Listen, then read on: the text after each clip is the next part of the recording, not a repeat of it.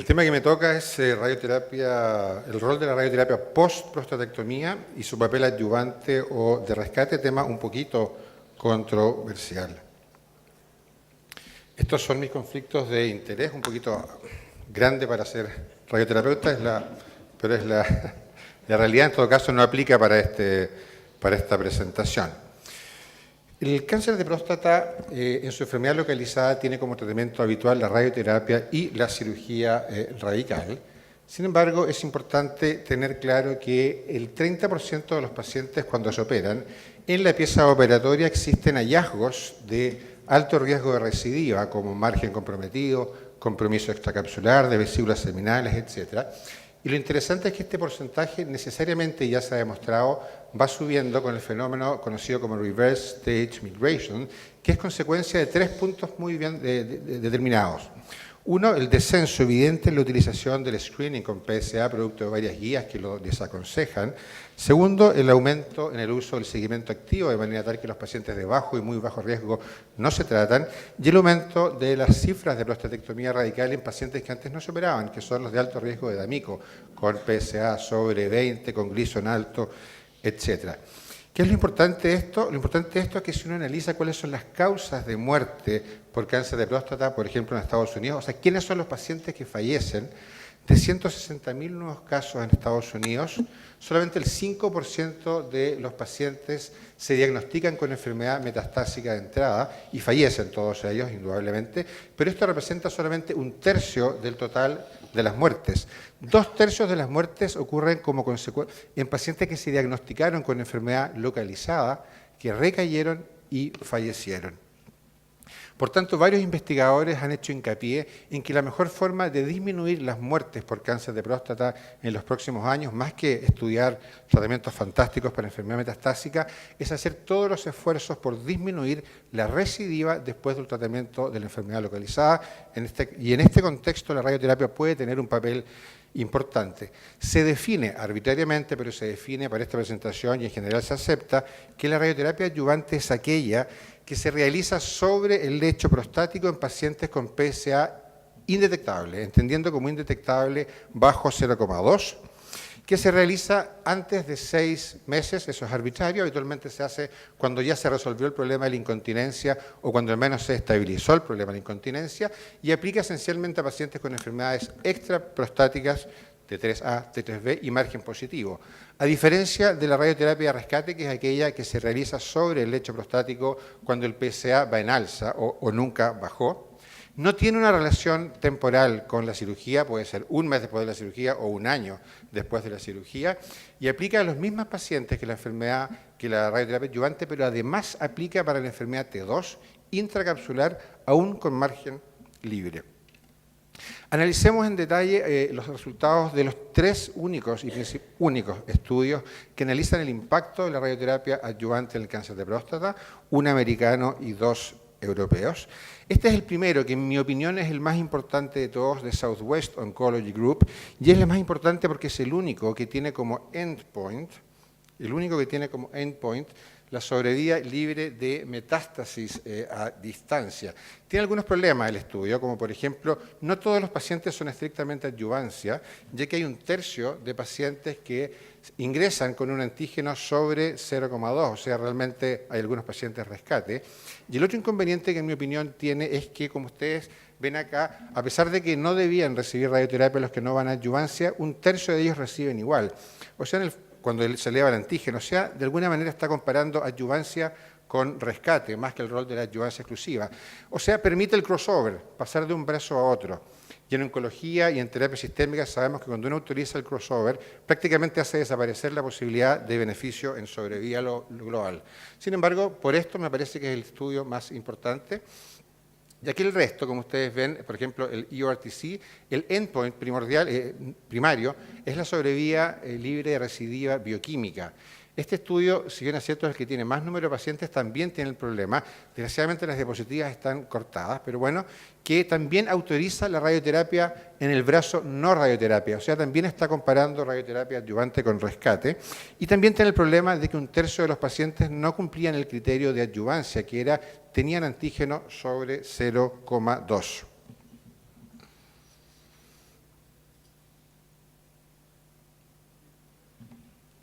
Y el que sigue, tercero, es el estudio alemán. Importante estudio porque es el único que estrictamente exigía que el antígeno fuera bajo 0,2.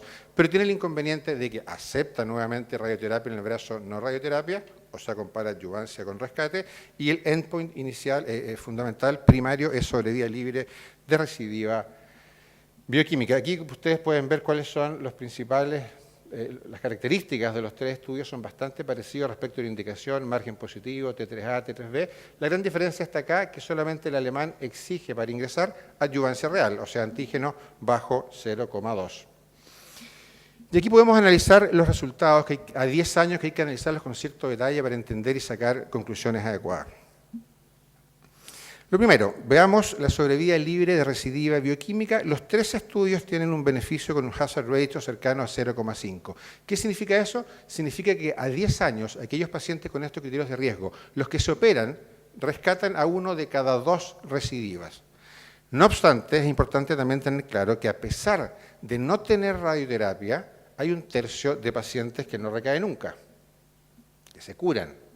Y a pesar de recibir radioterapia, hay más o menos un tercio de pacientes que recae igual. O sea, el beneficio, naturalmente, como toda adyuvancia, no es para todos. Pero lo importante es analizar en función del endpoint primario. Así se analizan realmente los estudios. Analicemos. Southwest Oncology Group, endpoint primario sobre vía libre de metástasis a distancia, estudio positivo, 10% de beneficio sobre vía libre de metástasis a distancia. EORTC, endpoint primario sobre vía libre de recidiva bioquímica, 22-23% de beneficio, estudio positivo. El estudio alemán, también sobre 20% de beneficio sobre vía libre de recidiva, estudio positivo. Y lo interesante es que el único estudio cuyo endpoint primario fue sobre vía libre de metástasis, al analizar la sobrevida global también hay un beneficio estadísticamente significativo cercano al 10%. Estas son las curvas de este estudio. A los 10 años ya aparece un beneficio y las curvas se van separando. Hay una revisión Cochrane de los tres estudios que metió los 1000 pacientes y también concluye que después de 10 años hay un beneficio en sobrevida global con la radioterapia adyuvante y aquí se aprecian los hazard ratio de los tres estudios. ¿Y qué es lo categórico? Lo categórico es que la sobrevida libre de progresión, la sobrevida bioquímica, hazard ratio 0,5, absolutamente innegable en los tres estudios. El único estudio aquí que vio sobrevida libre de metástasis a distancia también alcanza, no se ve aquí el intervalo de confianza, pero no atraviesa esta escala. Por tanto, hay un beneficio real y en sobrevida global. Por tanto, la conclusión de estos tres estudios es que existe nivel de evidencia tipo 1 para el rol de la radioterapia adyuvante en los pacientes con compromiso extracapsular o margen positivo, y la radioterapia adyuvante disminuye en un 50% la recidiva bioquímica y podría reducir las metástasis a distancia. Después de esto, varias guías, tanto europeas como americanas, de radioterapeutas, de oncólogos médicos, de urólogos, concluyen que hay que considerar una palabra especial, considerar el uso de radioterapia adyuvante en estos pacientes. Incluso ASCO, en el endorsement de esta guía, dice lo mismo, hay que considerar en los pacientes con compromiso extracapsular o margen positivo el uso de la radioterapia. Pero ¿qué es lo interesante? Si nosotros analizamos cuál es el impacto que han tenido estas publicaciones, la primera del año 2006 de Thompson de Southwest, cómo la comunidad en el mundo real ha utilizado la terapia adyuvante en estos pacientes, se aprecia esto.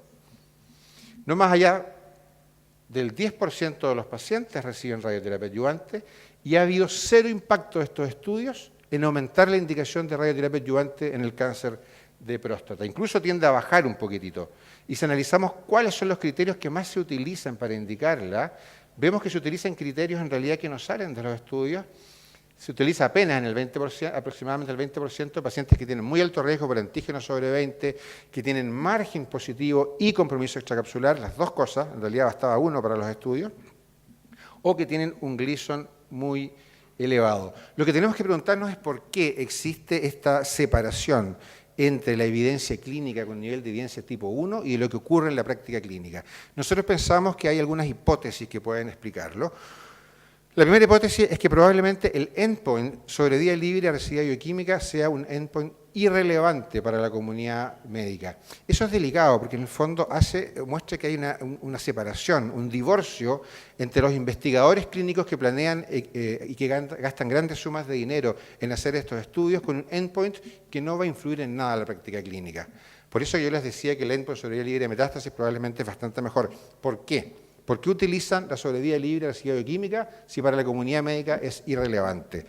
Yo creo que la explicación es sencilla, simplemente porque la sobrevida libre de residuos bioquímica es la primera en que uno puede demostrar, porque la mediana de aparición de metástasis bioquímicas es de apenas 2 años.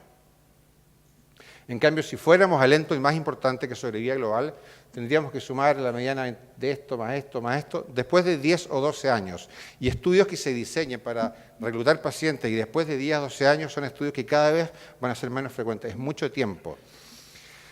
Hay un endpoint intermediario que es la sobrevida libre de metástasis, que es un endpoint que no está muy lejos de acá, apenas 3 años de la sobrevida libre, y que pudiera ser un buen surrogate de la sobrevida global. Por tanto, yo creo que es el endpoint al que hay que ir apuntando.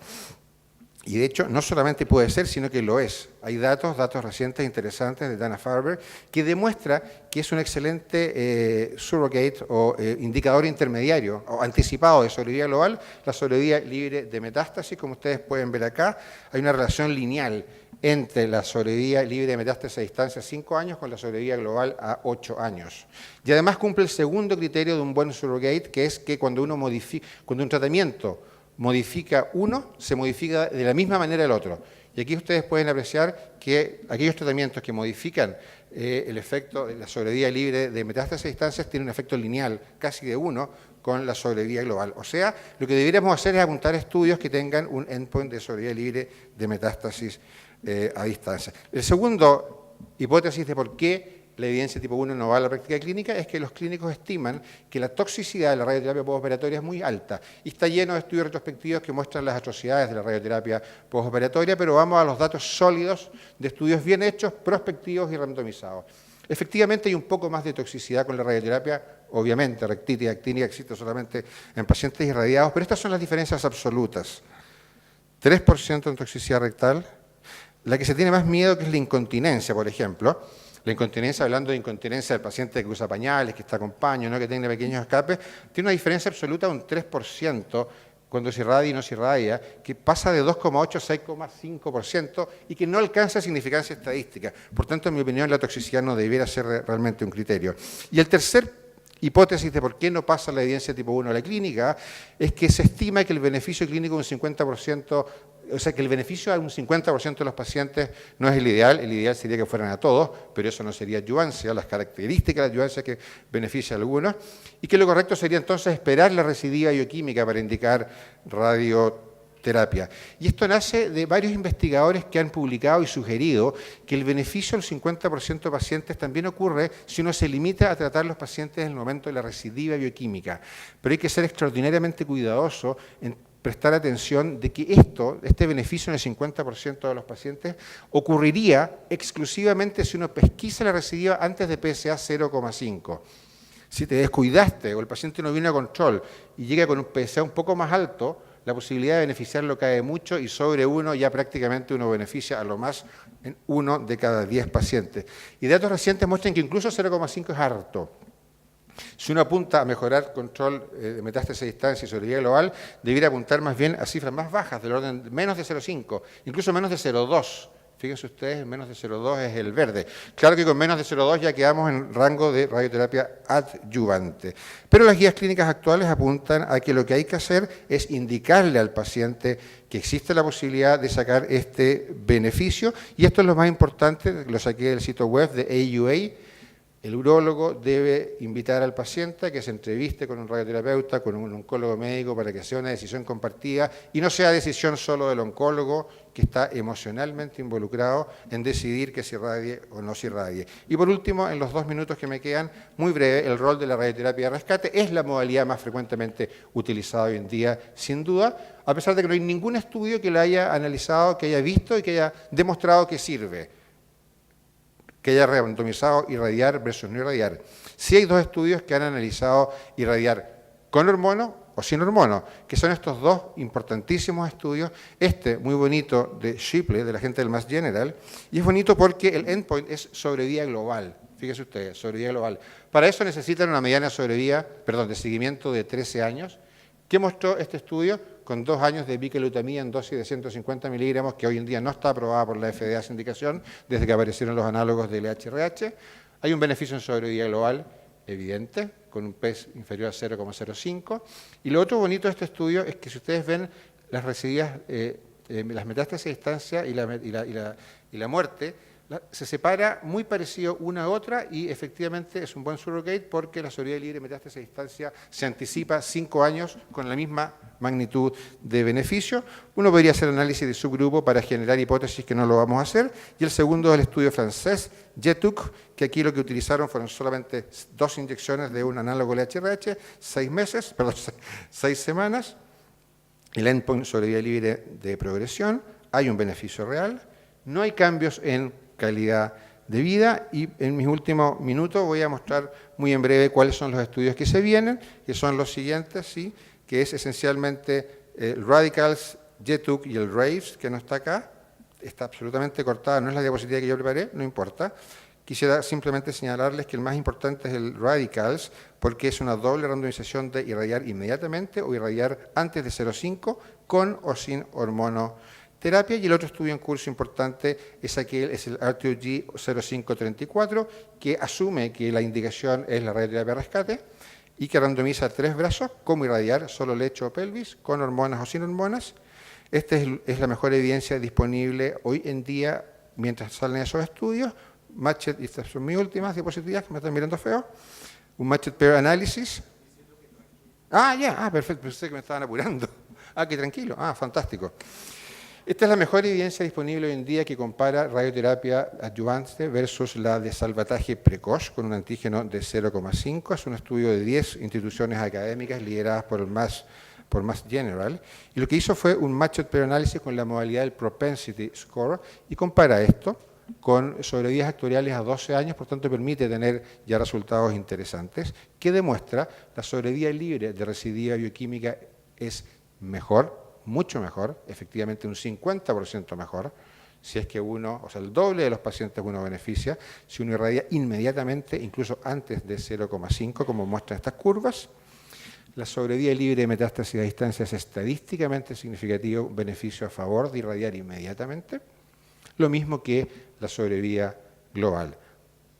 Estas son las magnitudes del beneficio. El beneficio absoluto en control bioquímico es de 26% y el beneficio absoluto en sobrevida libre de metástasis y sobrevida global es de 10 a 12%, con los beneficios relativos, que es importante citar los beneficios relativos porque habitualmente los estudios con quimioterapia sistémica hablan de beneficios relativos y son de esa magnitud. Y con esta diapositiva termino, que son cuáles son las conclusiones después de haber revisado todo esto en nuestra opinión. Primero, luego de una prostatectomía radical, si nos encontramos con estos criterios de alto riesgo, margen positivo o compromiso extracapsular, la cirugía sola cura solo 1/3 de los pacientes. Para el resto de los pacientes uno puede rescatar con radioterapia el 50%. La radioterapia adyuvante tiene un beneficio demostrado en recidiva bioquímica y un muy posible impacto en sobrevida libre de metástasis y sobrevida global, pero adolece de una muy, muy baja penetración, no es aceptada por el mundo real. En nuestra opinión, de acuerdo, pudiera ser discutida caso a caso, pero nos parece que debiera ser obligatoria o algo así en pacientes jóvenes y que tengan expectativas de sobrevida superiores a 10 años. La radioterapia de rescate no ha sido formalmente estudiada, pero si la vamos a usar tiene que ser con hormonoterapia, en particular los pacientes con antígenos sobre 0,7, porque en ese análisis de subgrupo, que es un análisis que no debe permitir tomar conclusiones, pero sí generar hipótesis, ahí empieza a dispararse el beneficio de la hormona. Y parece ser que la radioterapia adyuvante es superior a la de rescate incluso precoz, con la mejor experiencia disponible actualmente, pero tenemos naturalmente que esperar los resultados de los 3 estudios que les cité, que faltan años todavía para tener resultados hasta lo que yo entiendo. Eso es todo, muchas gracias.